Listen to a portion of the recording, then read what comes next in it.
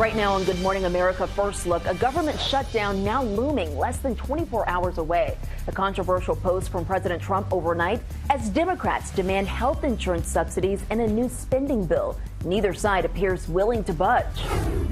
The highly unusual meeting today, hundreds of U.S. military officials from around the world being convened by Defense Secretary Pete Hegseth. The concern among top officers. Breaking news overnight in the Sean Diddy Combs case, what prosecutors are now requesting. Caught on camera, the terrifying scene, an elephant taking aim at people on this safari. A developing story leaked text messages to a top official in the Trump administration, raising concern about a looming crisis for American farmers caught in the middle of a trade war. Plus, get ready to pay more to ship items using the Postal Service. And later, YouTube star Mr. Beast under fire for a stunt where a man is deliberately trapped in a burning building. From ABC News, this is Good Morning America First Look. Good Tuesday morning. I'm Perry Russell. So good to be with you. I'm Morgan Norwood. We begin with the drama in Washington. The government is set to shut down in less than 24 hours. A spending deal between Democrats and Republicans right now appears unlikely. The shutdown could have far-reaching consequences for Americans from coast to coast. Here's ABC's Lionel Moise.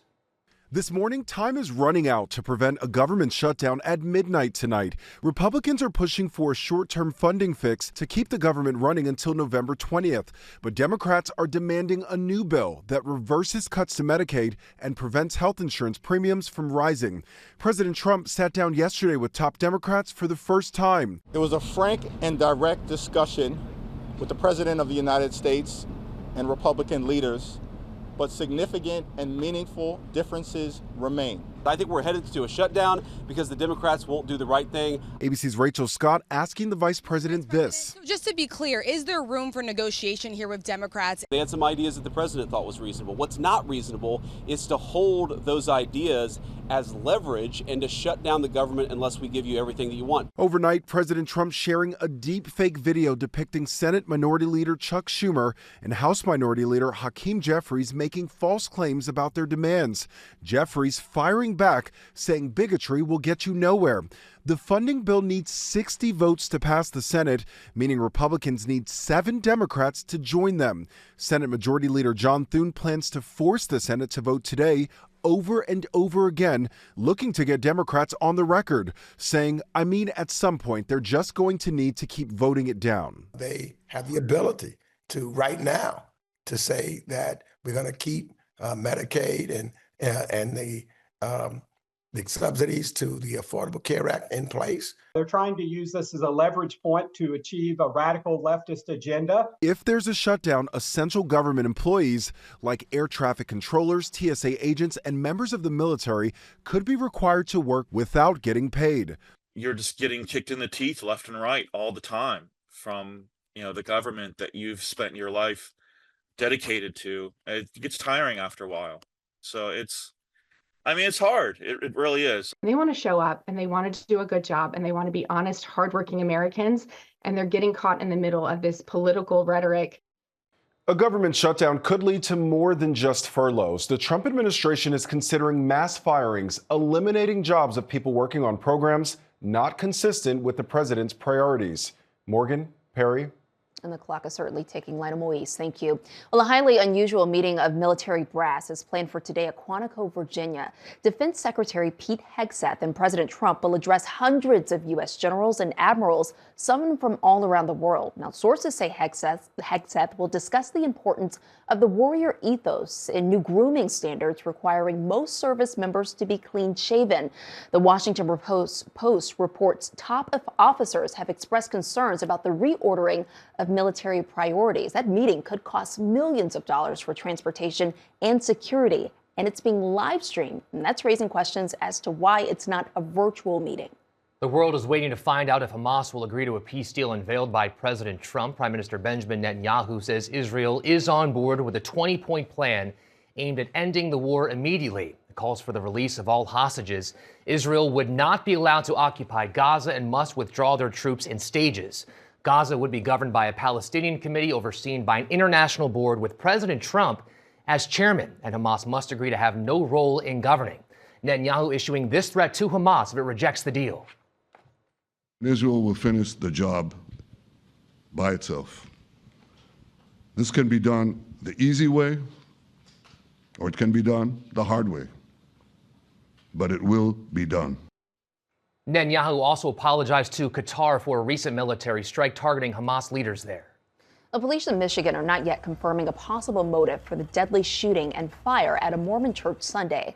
Several people who knew the 40-year-old former Marine accused in that attack say he had a grudge against Mormons, reportedly calling them the Antichrist. 4 people were killed in that attack. 2 people injured are in critical condition. Now to North Carolina and the push for lawmakers to help crack down on violent crime. Forced on her knees with her hands over her head, begging for her life. Emotional testimony at this hearing in North Carolina, where grieving families urged lawmakers to take action on violent crime and crack down on repeat offenders. Stephen Federico says his 22-year-old daughter, Logan, was shot and killed during a home invasion. Alexander Dickey, a man with a long criminal record, was charged with the crime. Bang! Dead. Gone. Why? Because Alexander Devontae Dickey, who was arrested 39 times, 25 felonies, was on the street. Mia Alderman says her 20-year-old granddaughter Mary Collins was murdered back in 2020, stabbed more than 130 times. 3 of the people charged in the case have yet to go on trial. We need reform. We need to ensure that those accused of heinous crimes are swiftly prosecuted. Both families pressing lawmakers to keep repeat offenders behind bars and not give bail to anyone accused of a violent crime. The hearing comes just weeks after the stabbing death of Irina Zarutska on a train in Charlotte. The suspect in that case had a history of mental illness and had been arrested more than a dozen times, but was allowed back on the street. A local congressman now plans to introduce legislation taking on cashless bail. Criminals need to know that when they get arrested, they will not be immediately released on just an unsecured bond or written promise to appear. A bill called Irina's Law would limit bail and require more defendants to have mental health evaluations. Still has to be approved by North Carolina's Democratic governor. The FAA is investigating a close call at Los Angeles International Airport. An American Airlines pilot slamming on the brakes just before takeoff Sunday night, stopping from 154 miles per hour, all because a cargo plane was crossing that same runway. Controllers told the cargo plane to cross, but instead the pilot turned right directly into the path of that American jet. It will soon cost you more to ship packages using the U.S. Postal Service. Shipping rates are going up on packages and letters this holiday season. It will cover the cost of extra handling. The new rates will take effect October 5th and will last through January 18th. We turn now to the leaked text message to a top official in the Trump administration. They're shining a spotlight on a growing struggle for American farmers caught in the middle of a trade war. With the crisis looming for hundreds of thousands of American soybean farmers, a text message to a cabinet secretary appears to show concern within the Trump administration. China has not bought a single export cargo of beans so far this year, which is not very typical. Soybeans are the largest American export to China in terms of value, the country purchasing $12.6 billion worth last year. But in retaliation for new tariffs, China has now stopped buying, dropping those sales to zero. American farmers feeling the pain. When China quits buying, our prices go down. Now, this photo taken by the Associated Press at the UN last week is amplifying concern. It appears to show a text message to Treasury Secretary Scott Bessent from BR, widely considered to be Agriculture Secretary Brooke Rollins. The message reads, "We bailed out Argentina yesterday, and in return, the Argentines removed their export tariffs on grains, reducing their price, and sold a bunch of soybeans to China at a time when we would normally be selling to China." The message refers to a potential $20 billion aid package from the Trump administration to help stabilize Argentina's economy. But after that aid package was announced, Argentina suspended its soybean export tax and immediately sold shiploads of soybeans to China, another blow to U.S. farmers. In the message sent to Bessent, BR says, "This gives China more leverage on us." So we're going to make sure that our farmers are in great shape. President Trump has suggested some money raised by tariffs could be used to help struggling farmers, and the Agriculture Secretary says the administration is working on a farmer aid package. And Rollins has not confirmed whether those text messages were indeed from her. Well, the search is on for 2 hawks stolen during an NFL game Sunday. Police say the birds' carriers were on a vehicle that was stolen outside SoFi Stadium during the LA Rams game. The hawks are used to keep other birds away from the stadium. The vehicle was driven away because the key was left in the ignition. Time now for your Tuesday weather. Good morning. A significant day in tracking our 2 tropical systems. Umberto, a major hurricane, will take a right turn after it recurves around Bermuda, and Imelda, a weaker storm, turns away from the U.S., could actually head toward Bermuda by Wednesday evening as a weaker storm. Now, Umberto's actually helping to tow Imelda out to sea, helped with a nudge from a front off the East Coast. That's focusing some showers along the coast. We have to watch out for some dangerous rip currents as well. Eastern 2/3 of the country, summer-like temperatures, cooling temperatures in the northeast by tomorrow, and some showers coming to the northwest. That's your forecast. I'm ABC News meteorologist Lee Goldberg. Coming up, the breaking news overnight in the Sean Diddy Combs case, what prosecutors are now requesting. Also ahead, a promising young CEO sentenced for massive fraud, how she duped a bank out of $175 million.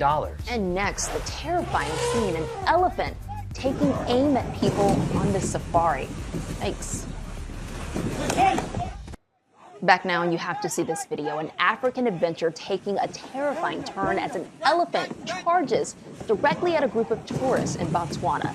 The female elephant flipping over their canoes, knocking 2 people into the crocodile-infested waters. The elephant then tried to trample one of the women before turning away. Luckily, no one was seriously injured. The elephant was apparently protecting her young.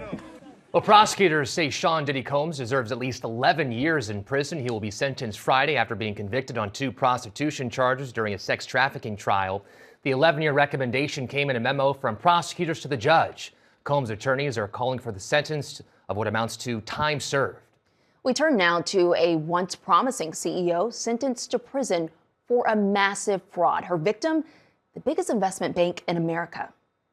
She was once a star CEO on the Forbes 30 Under 30 list. But now a judge has sentenced this startup founder turned fraudster to 7 years in prison after being convicted of duping a major investment bank out of a staggering $175 million. We started Frank with really thinking about how are we the ally for the student and the family. Charlie Javice sold her startup company called Frank to JPMorgan Chase back in 2021.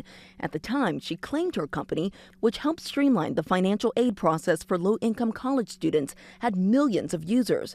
But after the deal went through, JPMorgan discovered that number was close to just 300,000, and Javice had fabricated most of the user information. Javice, now 33, was convicted in March, prosecutors requesting a 12-year prison sentence, but her lawyer asking for lenience, dismissing comparisons between Javice and disgraced entrepreneur Elizabeth Holmes, claiming that Javice's company was real, unlike Holmes's company Theranos, which sold a fake blood testing product. Javice's lawyer also arguing the bank shouldered some responsibility, saying it was a 28-year-old versus 300 investment bankers from the largest bank in the world, and claiming they rushed the acquisition. The judge agreeing the bankers do shoulder some blame, but adding the sentencing hearing was about punishing Javice's conduct, not JPMorgan's stupidity. Along with the 7-year prison sentence, the judge also ordering Javice to pay nearly $300 million in restitution, telling her, "I don't think you'll be committing other crimes, but others have to be deterred." And Javice remains free on bail as she appeals her conviction. Coming up, a gruesome injury during Monday Night Football. Also ahead, the backlash in Hollywood over an AI actress who looks real, sounds real, but it was created with artificial intelligence. Back now with Miami Dolphins receiver Tyreek Hill being carted off the field during Monday Night Football. His coach says he dislocated his knee. We are not showing you that video. It is gruesome. Hill was in the hospital overnight. He's expected to be out for the season. His Dolphins beat the Jets 27-21. In the other Monday Night Football game, the Broncos easily beat the Bengals 28-3. YouTube has agreed to pay nearly $25 million to settle a lawsuit from President Trump.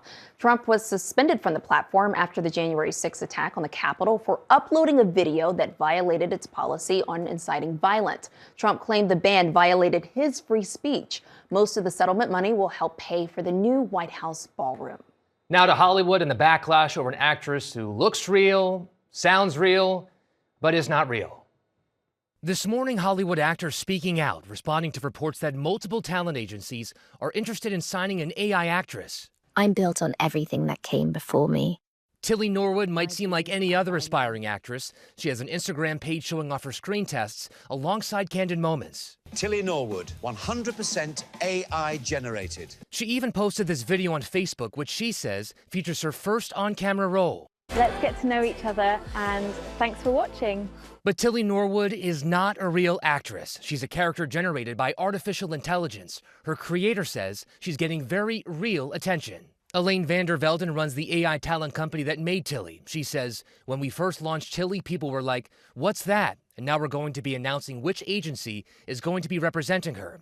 But that announcement not sitting well with many Hollywood stars. Emily Blunt saying, that is really, really scary. Come on, agencies, don't do that. Marvel star Simu Liu saying, movies are great, but you know what would be better? Is if the characters in them weren't played by actual humans, but by AI replicas approximating human emotion. You are suddenly up against something that's been generated with 5,000 other actors. It's been given all of these, you know, it's got Betty Davis's attitude, it's got this one's, it's got Humphrey Bogart's lips. So it's a little bit of an unfair advantage. Vander Velden insisting Tilly is not a replacement for a human being, but a creative work, a piece of art. AI characters should be judged as part of their own genre on their own merits, rather than compared directly with human actors. But just a few months ago, Vander Velden said she wanted Tilly to be the next Natalie Portman or Scarlett Johansson. And the fashion industry is also under scrutiny. Guess and J. Crew have faced criticism for featuring AI models. The maker of the popular video games Madden NFL and Battlefield is going private. EA, short for Electronic Arts, is being bought for $55 billion by investors, including the private equity firm run by President Trump's son-in-law, Jared Kushner, and Saudi Arabia's Public Investment Fund. Now, if completed, it would be the largest leveraged buyout ever. Coming up, the popular kids show from the 1980s making a return. Plus, YouTube star Mr. Beast is under fire this morning for a stunt where a man is deliberately trapped inside a burning building.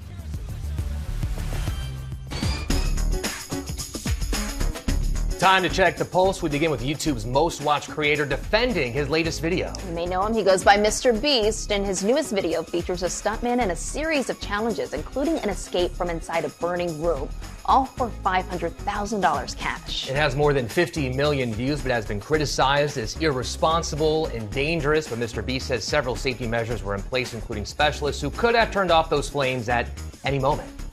Next, McDonald's Monopoly is making a comeback for the first time in nearly a decade. Yeah, customers can start playing next week. This time, the fast food chain is adding a digital game pieces to its classic peel-offs, promising more ways to play, including the McDonald's app. In addition to food prizes, dream vacations, cars, and $1 million.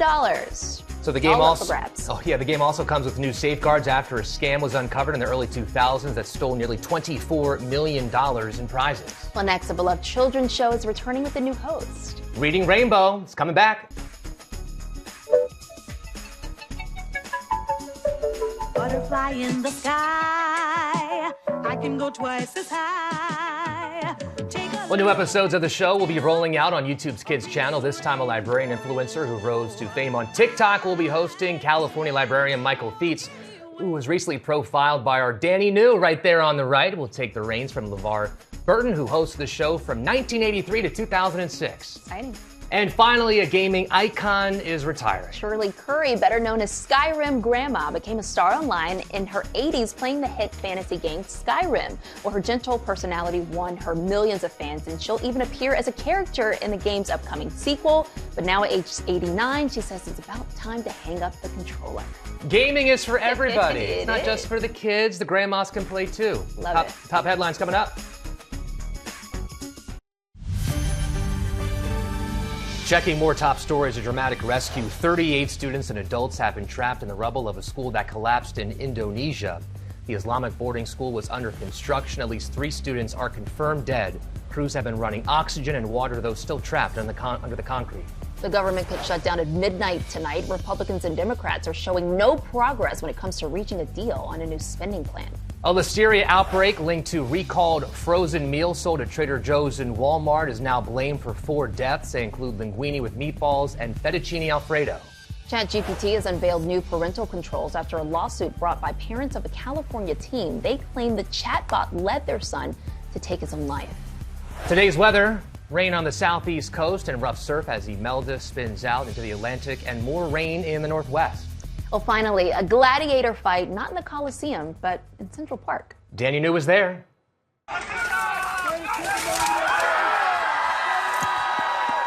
In New York's Central Park, you may occasionally stumble upon a thunderous battle royale. This medieval fighting, it's kind of like medieval times, but it's real. Damian DeGrazia here is the founder of Gladiators NYC, a nonprofit that has built its reputation on folks jousting in armor weighing up to 100 pounds. Well, as part of its mission, Gladiators NYC also offers free classes across the city. My name is Abid Mando Mitchell. One of the teachers is Abid Mitchell, a 10-year combat veteran who, as you can tell, is somebody you would totally want to duel. How do I describe it? Let me see here. Violent. If you want to get your aggression out, this is a great sport to do it. But hey, while I was there, I had to at least try one battle, right? You don't want the shoulders to be exposed. So, well, I guess that's nothing exposed, please. I just politely requested all 100 pounds of armor. Now we're ready for battle. I'm not ready. I'm not ready. In one corner, we had a complete novice, and on the other side, Abid, who literally goes by the nickname Mandalorian Mitchell. Again, let me stress, the armor weighs 100 pounds.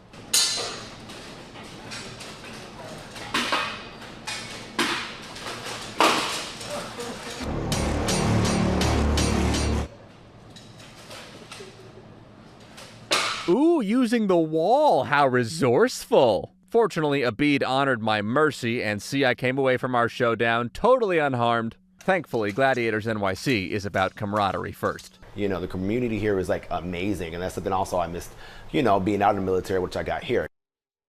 So guys, Abid and Damian are both veterans, and Gladiators NYC now also offers free classes for veterans. Of course, they also hold many free sporting events to the public, which I don't think I'll be invited to participate in. Danny battling an actual fighter was something. I would pay to see that again. And that's your Good Morning America First Look. Have a great day.